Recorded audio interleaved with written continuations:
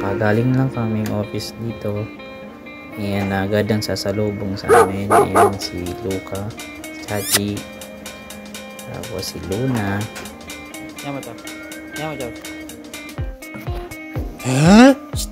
Ganyan sila kakulit. Lalo na to si Luca. Super hyper talaga yan.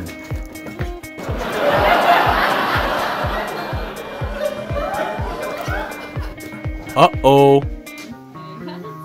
Oh my God.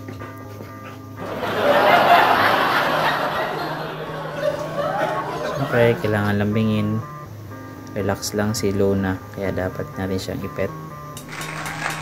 Para alam niya na dapat baby. Ayan. Nawakan natin siya dyan. Dapat lahat din si Luca. Babe na siya si Chachi. Siyempre. Pero pang isa ay nasa loob. What? Ready, go!